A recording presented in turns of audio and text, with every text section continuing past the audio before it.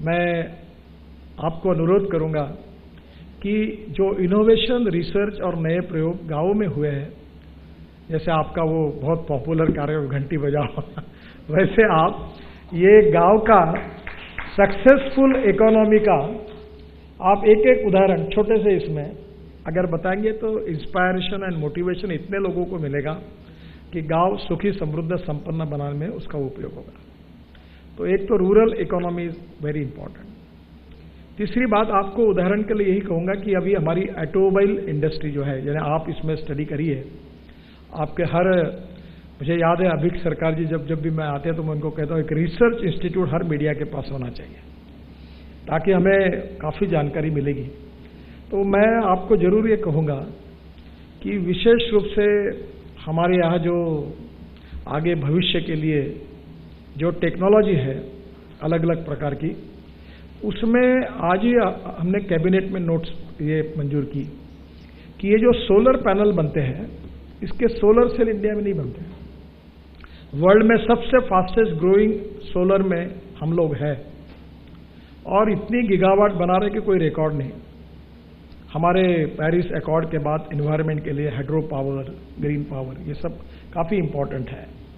तो इसके लिए भी आज हमने ये इंसेंटिव दिए ताकि हमारे देश में जो इंपोर्ट क्या क्या हो रहा है, कभी आप इसके ऊपर जरूर लिखिए। अगर हमारी कुछ गलती है तो सरकार के ऊपर भी टिक्का टिप्पणी जरूर करिए। जब तक इंपोर्ट नहीं कम होगा, एक्सपोर्ट नहीं बढ़ेगा, तब तक आत्मनिर्भर भारत कैसे बन पाएगा।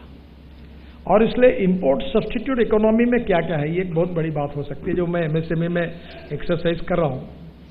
अभी काफ़ी काम करना है, उसमें जितना चाहिए उतना काम नहीं हो पाया, पर अब सरकार निर्णय कर रही है ऑटोमोबाइल सेक्टर में।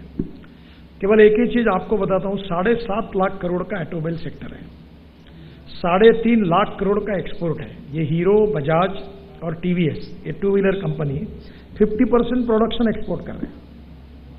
और कल वो मैंने इलेक्ट्रिक साइकिल देखी, बाइसिकल, जर्मनी में उसका डिजाइन किया था, हीरो वालों ने बनाया, लुधियाना में भी। उसका मार्केट वर्ल्ड का 6 लाख करोड़ का है और वो पूरी अब इंडिया में बनने लगी है। तो ये भी कम से कम इसी से हम लोग हमारे देश का 1 लाख करोड़ का एक्सपोर्ट बढ़ा सकते हैं और कितने छोटे छोटे लोगों को काम मिलेगा। तो आज वर्ल्ड में अपॉर्चुनिटी है, तो इसलिए इंपोर्ट कम करना और एक्सपोर्ट को बढ़ाना, ये प्रोग्राम में भी आप जरूर बढ़ाइए कि हमारे देश में क्या हो रहा है। अभी ऑटोमोबाइल इंडस्ट्री का जैसे मैंने बताया, अभी हमने स्क्रैपिंग पॉलिसी लाई। अब aluminium, copper, steel, plastic and rubber ये एकदम सस्ता हो जाएगा, तो हमारे कंपोनेंट्स जो है उसकी कॉस्ट 40% कम होगी। तो हमारे देश में मेरी ये कोशिश है, उद्दिष्ट है कि 5 साल के अंदर हिंदुस्तान वर्ल्ड का ऑटोमोबाइल मैन्युफैक्चरिंग हब बने। और ये करने के लिए नॉलेज इज ए पावर और आप लोगों का रोल बहुत ही इंपॉर्टेंट है। अभी लिथियम आयन बैटरी 81% देश में बन रही है। अभी मैंने सभी डिपार्टमेंट और इसरो, डीआरडीओ और प्रधानमंत्री के साइंटिफिक एडवाइजर, बड़ी मीटिंग, नीति आयोग, सबको बुलाया और अब हम लोग ऑलरेडी रिसर्च कर रहे हैं aluminium ion, steel ion, zinc ion and sodium ion.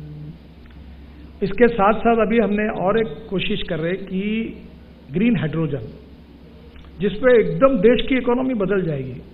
आज हमारा फॉसिल फ्यूल का इंपोर्ट 8 लाख करोड़ का है और 5 साल में 25 लाख करोड़ का होगा।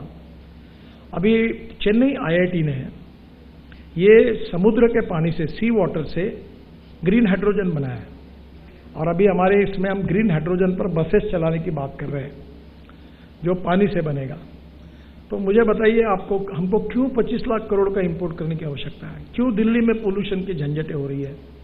Ethanol, methanol, biodiesel, bio CNG, electric, इन सब पे अगर हमारी गाड़ियां चलेगी, अभी मैं बिल्कुल दावा करता हूं कि 2 साल के अंदर पेट्रोलियम कार, स्कूटर और डीजल बस, इसकी कीमत इलेक्ट्रिक बस, इलेक्ट्रिक कार और इलेक्ट्रिक स्कूटर के बराबर होगी। क्योंकि जितना वॉल्यूम बढ़ेगा उतनी कॉस्ट कम होती जाएगी, तो देश में पोल्यूशन ही नहीं होगा।